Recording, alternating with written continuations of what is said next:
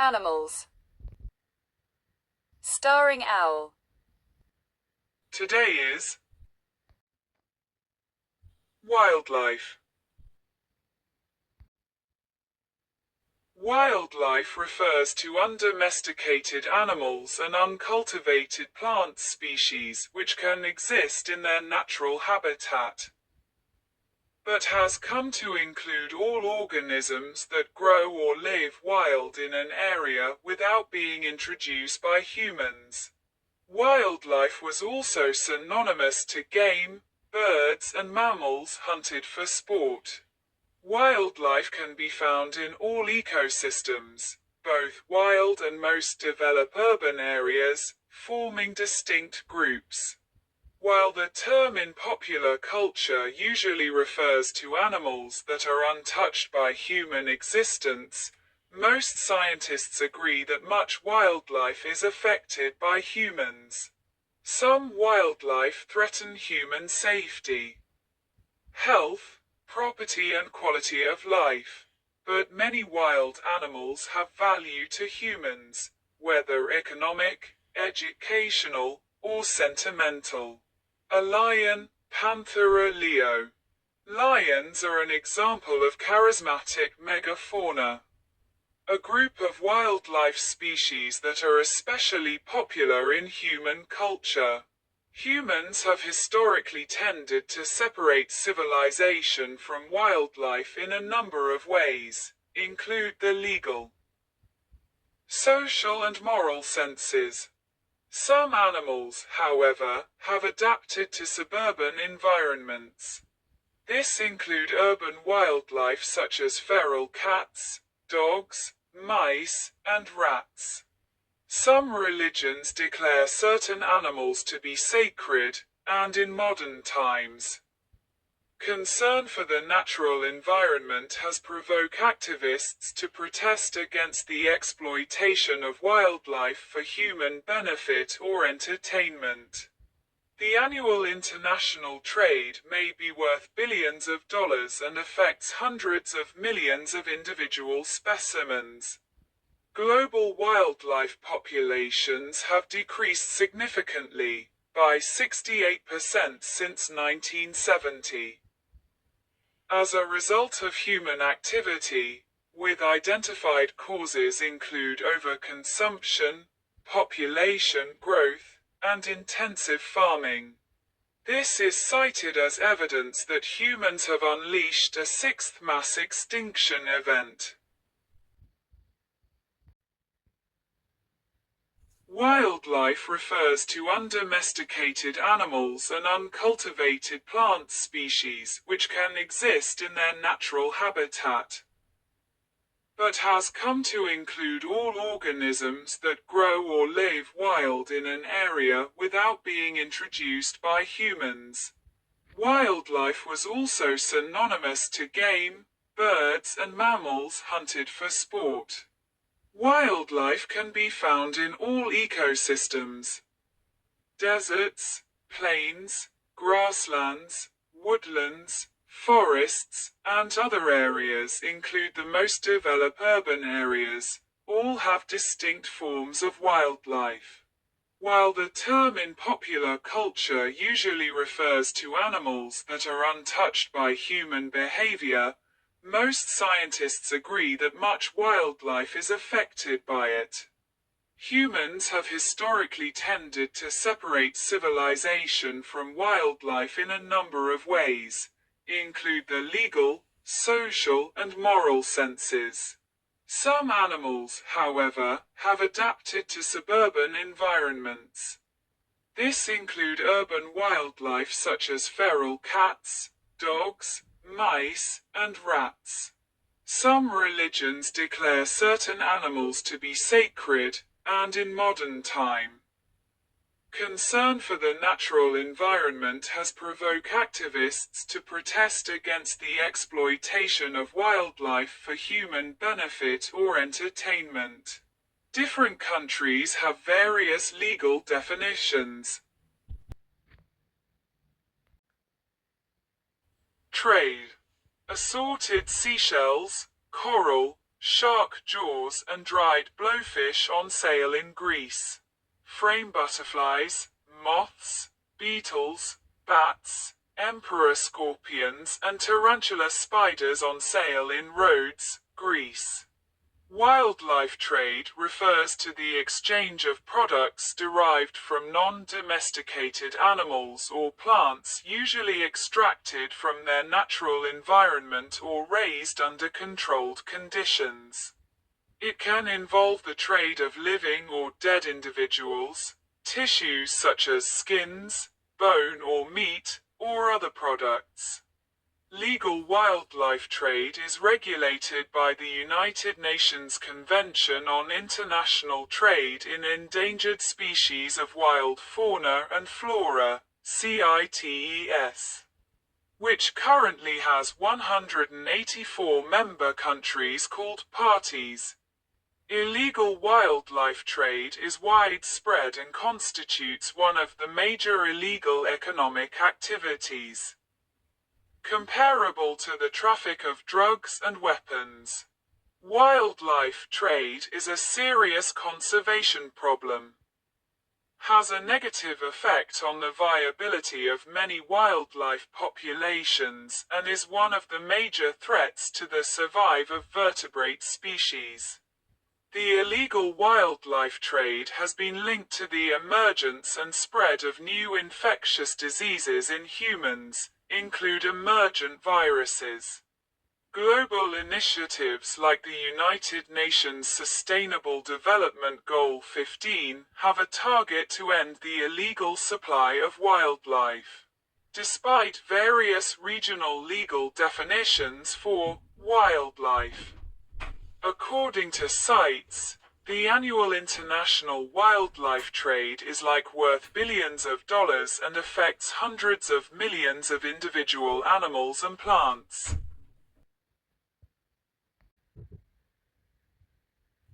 For food, a ground pangolin. Stone Age people and hunter-gatherers relied on wildlife, both plants and animals, for their food. In fact, some species may have been hunted to extinction by early human hunters.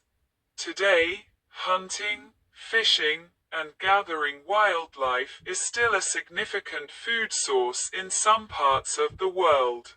In other areas, hunting and non-commercial fishing are mainly seen as a sport or recreation. Meat sourced from wildlife that is not traditionally regarded as game is known as bushmeat. The increasing demand for wildlife as a source of traditional food in East Asia is decimating populations of sharks, primate, pangolins, and other animals, which they believe have aphrodisiac properties. Malaysia is home to a vast array of amazing wildlife. However, illegal hunting and trade pose a threat to Malaysia's natural diversity. Chris S. Shepherd. Many Amazon species include peccaries, agoutis, turtles, turtle eggs, anacondas, armadillos are sold primarily as food.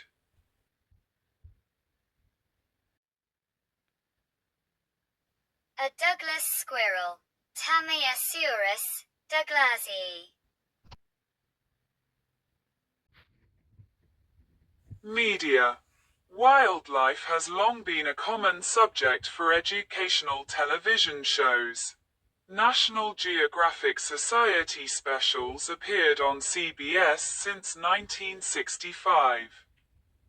Later moving to American Broadcasting Company and then Public Broadcasting Service. In 1963, NBC debuted Wild Kingdom, a popular program featuring zoologist Marlin Perkins as host. The BBC Natural History Unit in the United Kingdom was a similar pioneer.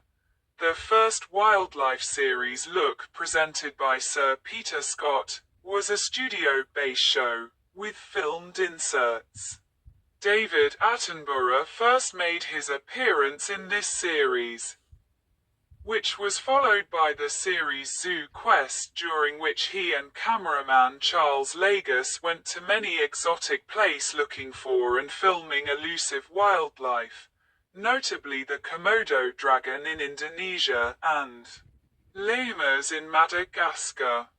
Since 1984, the Discovery Channel and its spin-off Animal Planet in the US have dominated the market for shows about wildlife on cable television. While on public broadcasting service, the Nature Strand made by WNET 13 in New York and Nova by WGBH in Boston are notable. Wildlife television is now a multi-million-dollar industry, with specialist documentary film make in many countries include UK, US, New Zealand, Australia, Austria, Germany, Japan, and Canada. There are many magazine and website which cover wildlife include National Wildlife, Birds and Blooms, Birding, Wildlife.net, and Ranger Rick for children.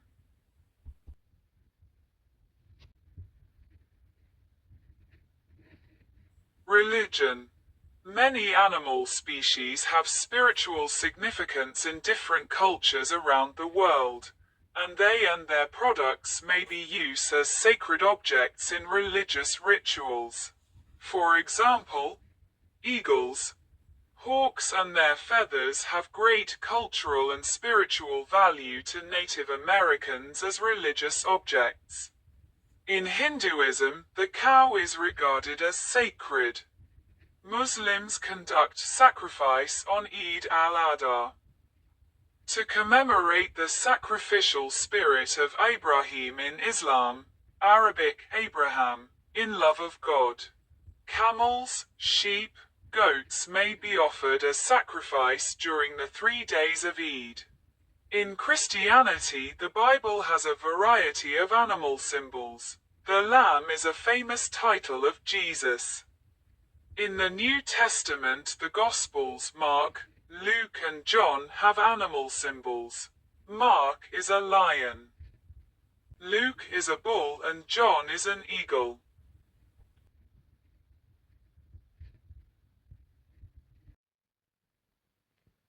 Tourism. Animals can be viewed in their native or similar environments, from vehicles or on foot. This elephant in Hwange National Park, Zimbabwe, was quite undisturbed by the people and vehicle. Elephant-mounted safari to view one-horned rhinoceros in Chitwan National Park, Nepal. Wildlife tourism is an element of many nations' travel industry centered around observation and interaction with local animal and plant life in their natural habitats. While it can include eco- and animal-friendly tourism, safari hunting and similar high-intervention activities also fall under the umbrella of wildlife tourism. Wildlife tourism, in its simplest sense, is interacting with wild animals in their natural habitat, either actively, e.g. hunting, collection, or passively, e.g. watching, photography. Wildlife tourism is an important part of the tourism industries in many countries, include many African and South American countries, Australia, India, Canada, Indonesia, Bangladesh, Malaysia, Sri Lanka and Maldives among many. It has experienced a dramatic and rapid growth in recent years worldwide, and many elements are closely aligned to eco-tourism and sustainable tourism. According to United Nations World Tourism Organization, with an annual growth about 3%, 7% of world tourism industry relates to wildlife tourism. They also estimate that the growth is much more significant in places like UNESCO World Heritage Site. Wildlife tourism currently employs 22 million people worldwide directly or indirectly, and contributes more than $120 billion to global GDP. As a multi-million-dollar international industry, wildlife tourism is often characterized by the offering of customized tour package and safaris to allow close access to wildlife. Juvenile red-tailed hawk eating a California vole.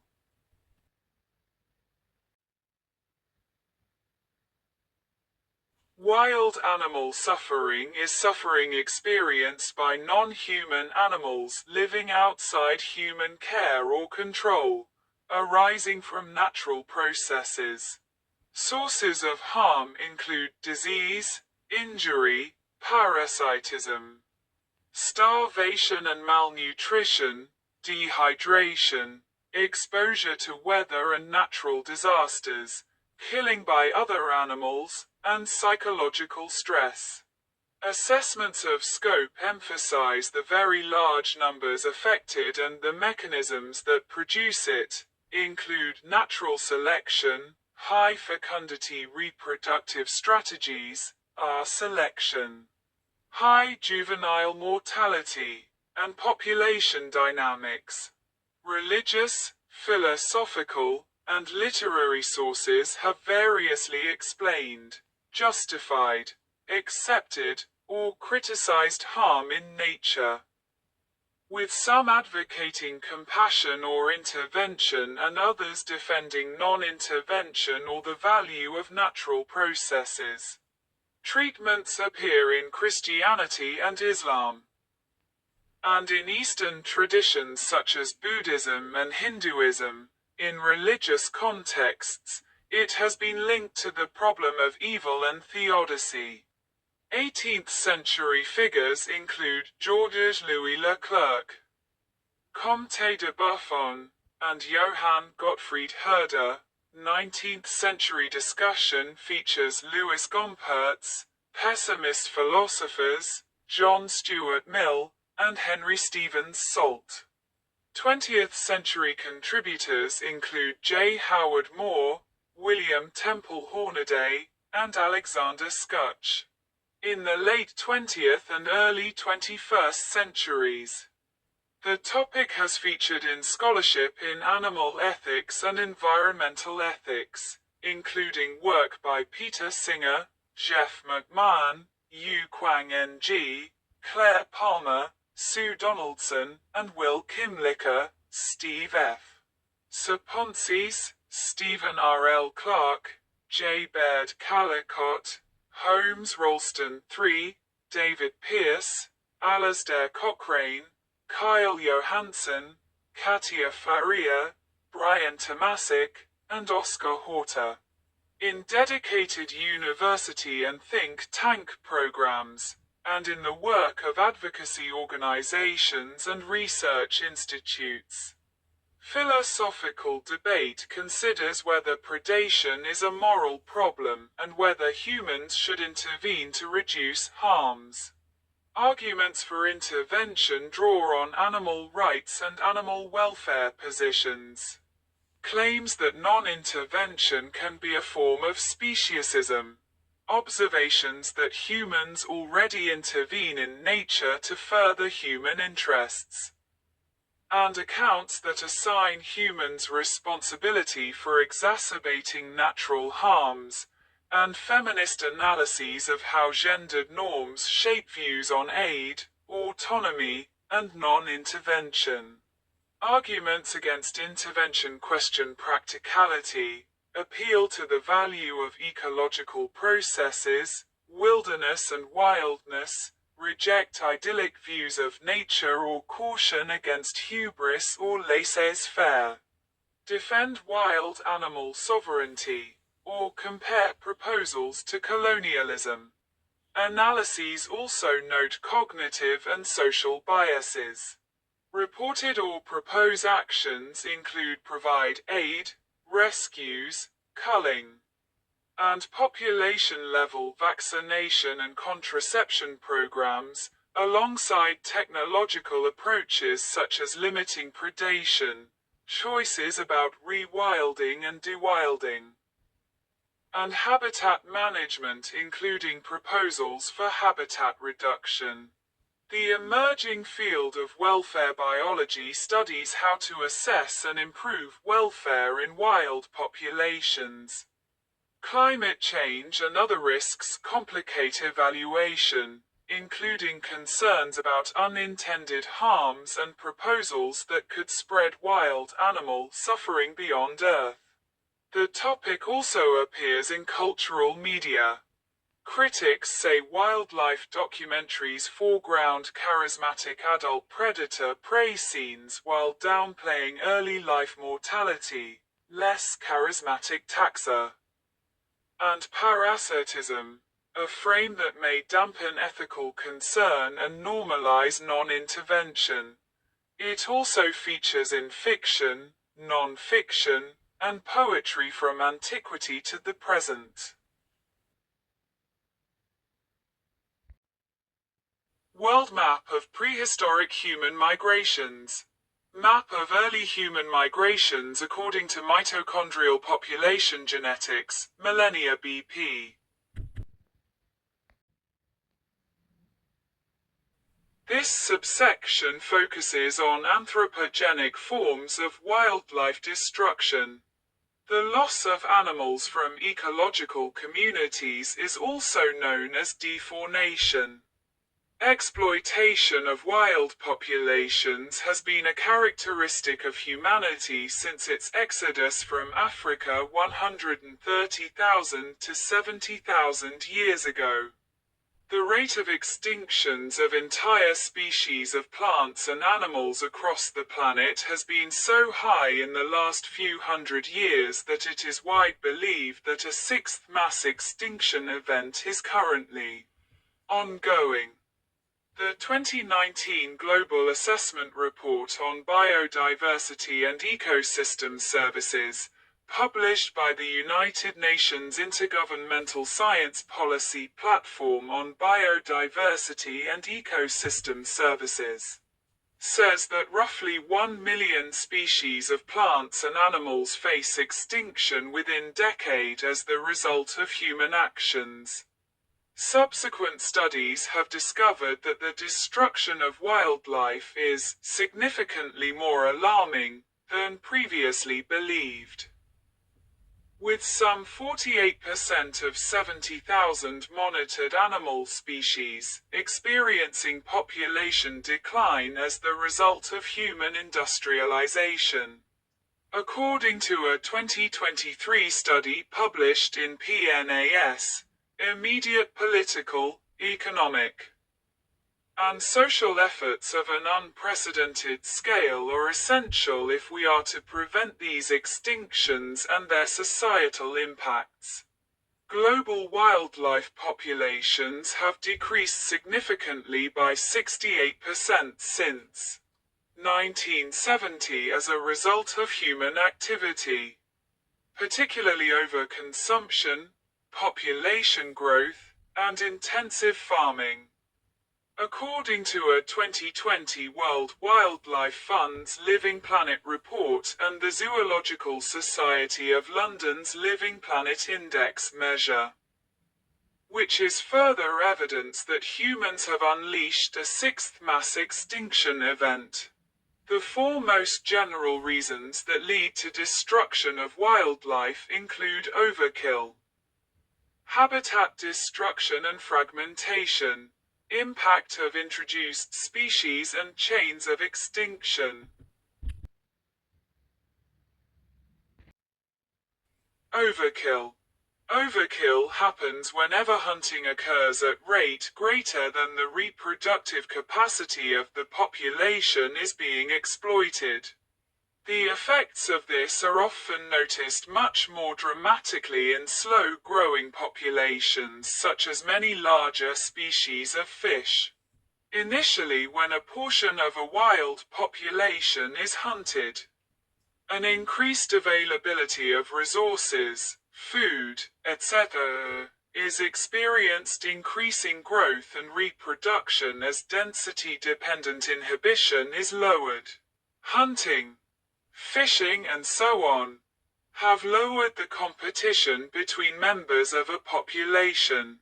However, if this hunting continues at rate greater than the rate at which new members of the population can reach breeding age and produce more young, the population will begin to decrease in numbers. Populations that are confined to islands, whether literal islands or just areas of habitat that are effectively an island for the species concerned, have also been observed to be at greater risk of dramatic population rise of deaths decline following unsustainable hunting. Deforestation and increased road building in the Amazon rainforest are a significant concern because of increased human encroachment upon wild areas. Increased resource extraction and further threats to biodiversity. Habitat destruction and fragmentation. The habitat of any given species is considered its preferred area or territory. Many processes associated with human habitation of an area cause loss of this area and decrease the carrying capacity of the land for that species. In many cases, these changes in land use cause a patchy breakup of the wild landscape. Agricultural land frequently displays this type of extremely fragmented, or relictual habitat. Farms sprawl across the landscape with patches of uncleared woodland or forest dotted in between occasional paddocks. Examples of habitat destruction include graze of bushland by farmed animals, changes to natural fire regimes, forest clearing for timber production and wetland draining for city expansion. This is particularly challenging since wild animals cannot drink tap water, which means they cannot autonomously survive in those habitats where there is no surface water access. Impact of introduced species. Mice, cats, rabbits, dandelions and poison ivy are all examples of species that have become invasive threats to wild species in various parts of the world. Frequently, species that are uncommon in their home range become out of control invasions in distant but similar climates. The reasons for this have not always been clear, and Charles Darwin felt it was unlikely that exotic species would ever be able to grow abundantly in a place in which they had not evolved. The reality is that the vast majority of species exposed to a new habitat do not reproduce successfully. Occasionally, however, some populations do take hold and after a period of acclimation can increase in numbers significantly, having destructive effects on many elements of the native environment of which they have become part. Chains of extinction. This final group is one of secondary effects. All wild populations of living things have many complex intertwining links with other living things around them. Large herbivorous animals such as the hippopotamus have populations of insectivorous birds that feed off the many parasitic insects that grow on the hippo. Should the hippo die out, so too will these groups of birds, leading to further destruction as other species dependent on the birds are affected. Also referred to as a domino effect. This series of chain reactions is by far the most destructive process that can occur in any ecological community. Another example is the black drongos and the cattle egrets found in India. These birds feed on insects on the back of cattle, which helps to keep them disease-free. Destroying the nesting habitats of these birds would cause a decrease in the cattle population because of the spread of insect-borne diseases. List of animals in the wild.